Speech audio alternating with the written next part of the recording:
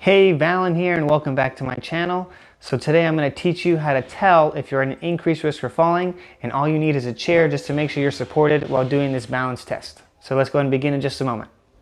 Alright, so the test we're going to be doing is called a 4-stage balance test. So we're going to be doing 4 tests in one. So it's kind of like a game where you have to do the first balance stance in order to get to the second and so on.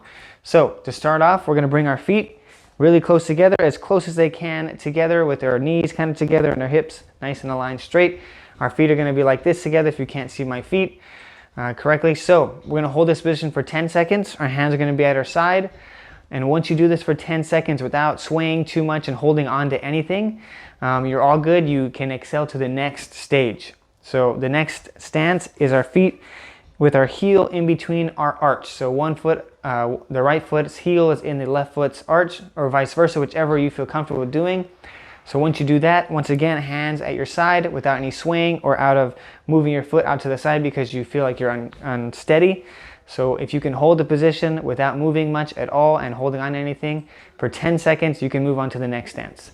The next two are the ones that are indicative of whether you're at an increased risk for falling or not. So this one is called the Tandem Stance, with our feet heel to toe.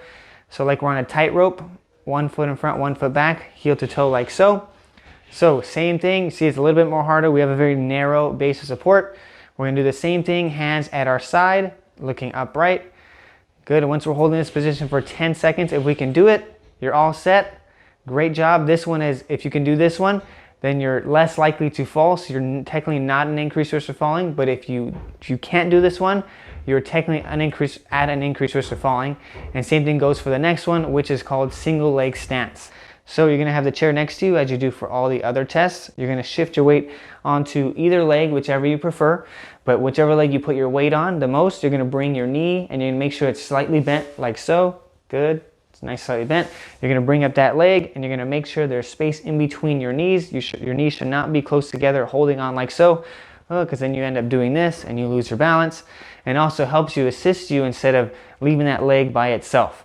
So if you can do this position with your hands at your side without losing your balance, you're a-okay, you're in great standing, and you're technically not an increased risk of falling based by this test. But if you find yourself having a difficulty trying to even stand on one leg like so, then you are an increased risk of falling, and you should be doing this position time and time again to increase your less likelihood of falling or losing your balance, because we do this movement all the time. Say going up stairs, going up curbs, this is definitely a movement we should be able to without thinking. It's automatic. You should be able to move just like that.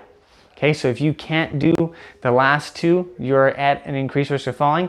If you can do them both, that's a great job. Doesn't mean that you should stop doing balance activities. I mean, you should continuously do them, because it's a use it or lose it. If you don't use it, you're going to lose it. If you use it and continuously improve upon these balance stances, you're going to get better. So if you like this video and enjoyed what I mentioned and what I did, please like and subscribe to my video, and I'll see you next time.